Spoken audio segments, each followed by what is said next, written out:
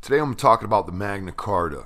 All right, I'm talking about the Magna Carta because we just had the 4th of July, and everybody seems to be confused as to why are they doing all these things to us on the 4th of July? Don't they believe in freedom and blah blah blah? And that's not what the 4th of July really stands for. It's a trick. It's supposed to stand for that in our minds, but since it never happened, it could not possibly stand for that. Do you know what I'm saying? We were never freed, so the 4th of July is not our day of celebration for freedom. It's the day we are tricked into celebrating thinking that we've been freed. Do you guys understand that? Well, I'll explain it to you a little further, but maybe some of this is going to have to rely on you. Some of this is really an internal awareness that you've become aware of. You can't really just have someone flip your switch on for you. So please pay close attention to the times and the dates and the names and the people that are in this, because you're going to have to remember this and put it in the right context as far as how these things happening today. Who is related to the people that created this situation for us then, and who is still running the show today? These are all very provable facts. So what I want you to do is after this, go ahead and do some of that. Start researching. I mean, there's no way we're ever going to come to the realization that we've been tricked if we do not investigate everything. I mean, from the beginnings, we can't just take for granted that the Constitution, the Constitution and that too, honestly. But we can't just take, the Constitution is a beautiful thing, but we cannot take for granted the Magna Carta itself wasn't, a trick.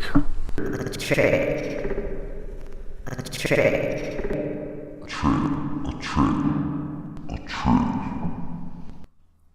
It's like this. The biggest mistake people are making, they take for granted that their religion is right. Somebody's religion's got to be wrong, okay? One of you guys, there's so many out there, and everybody's screaming about the one true God, so one of them's got to be wrong, so there's always going to be conflict, all right? It's always going to be conflict. As long as religion survives, there will always be conflict. Now, when I say as long as religion survives, I really do not mean as long as goodness survives, because religion and goodness are not the same thing. Goodness is wrapped up inside of religion, but goodness is bigger than religion. Okay? Religion teaches you how to be good. Goodness is good. All right? You can just be good. Let me explain.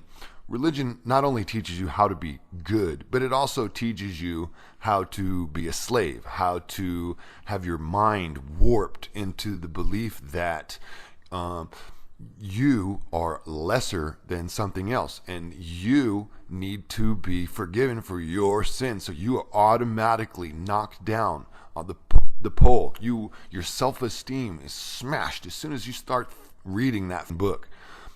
Any one of them, your self-esteem is smashed, even though at the same time they tell you this is giving you so much power, but it's not. All right. First off, you become so brainwashed after reading this stuff. Most of you don't even read it. I mean, I don't mean you, like as in everyone. I just meant the Christians who I might be talking to right now, who might be listening. Most of them haven't even read their Bible, but they're going to preach it to you like it's the law of the land, okay? And that's because their parents did that to them. They don't know any better. They really believe that they believe. They don't know. I mean, you can argue with them all day long, and the way psychosis works is they will always fit an irrational thought into an area that makes sense for them. Even though it's an irrational thought, they'll plug it right in there so that their brain can make sense of what they are internalizing.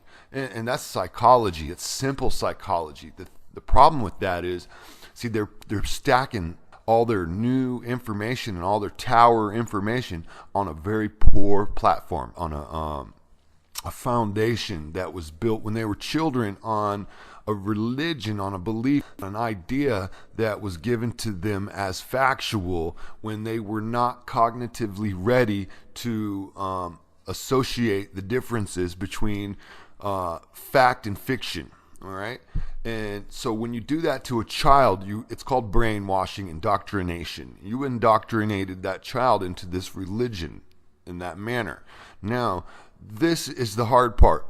Waking them up after they've grown up. All right. Now that you're all grown up and you're ready to look at things on your own, even if you're not ready, I'm going to show you. And let me get down to business. The Magna Carta. So where did history go astray? If we take a more objective view of the popular history, we might achieve a very different picture of the reason for the signing of the Magna Carta. For instance, who could answer the following?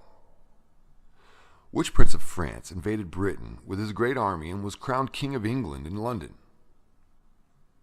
No, not Duke William of Normandy, nor is it a trick question.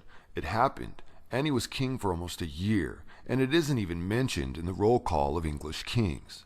While you ponder that, here's another example of slanted history. Let's take a look at, some say, the fiendish Prince John, the lovely Maid Mary, and the equally beautiful Robin Hood, and not forgetting, of course, the dastardly Sheriff of Nottingham, boo, hiss, etc., and the dawn of enlightenment and freedom represented by the Magna Carta.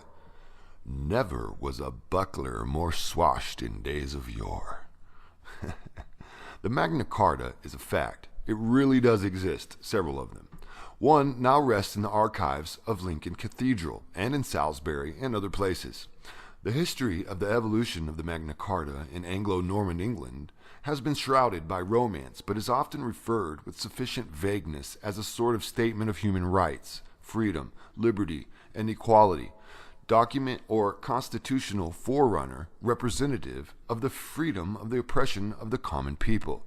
The U.S. Constitution may be termed to have been created by a revolution from oppression and in some ways modeled after the Magna Carta.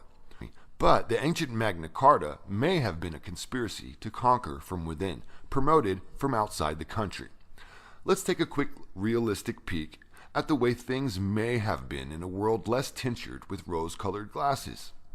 Many sites on the web will give you the admirable content of the Magna Carta. Click on to Alta Vista at Magna Carta when you have time, lots of time. But I'll read this first. Now the reality. History did not treat King John well. Whichever way we relate to it now, the Magna Carta was born of a complex revolution, probably resulting from a well-planned and massive French-Scottish invasion of which had many different interests at its essence: religious power, royal prerogatives, national and international greed, upper-class avarice, avoidance of tax and obligations, and many other vicissitudes of powerful men. The needs of the common folk, mostly the still landless Anglo-Saxon, were way down the list, may have never appeared, even in fine print. Anyway, the persecution of the common folk, or peasantry, was more on the backs of the rebellious Norman barons who were their liege lords, rather than personally by King John, or John Lackland, as he was known. Plantagenet. The episode started with Richard the Lionheart. He couldn't have been known as Richard first, because nobody knew whether there'd be another Richard. Richard sold the 3 northern counties of England to the King of Scotland for 10,000 crowns and took off to the Crusades. A good investment at the time, as the Knights Templar later proved. He, in his own time, was a bit of a rake. He had departed the scene, thereby diminishing royal power and reducing his responsibilities in light of the total baronial unrest and almost bankrupt the country. Nominally, he was still king, but most historians agree would not have been a suitable candidate as a king of England for a variety of reasons. But he was the rightful heir to the throne, being his father's firstborn. Fortunately, most of his reign after the coronation was in absentia, for one reason or another. Richard had a young nephew and presumed heir, Arthur. He also had a younger brother, Prince John, eventually to be King John.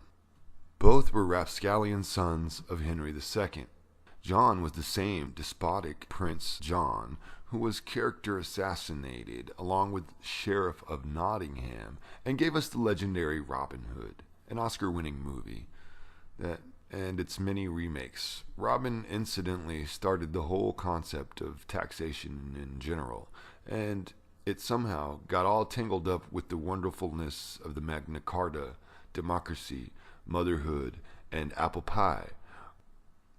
Robin's socialist theme of taking from the rich or taxable and giving to the poor, noble though it was, somehow backfired on us. Now we're all taxed. Hand me the Kleenex, Lizzie.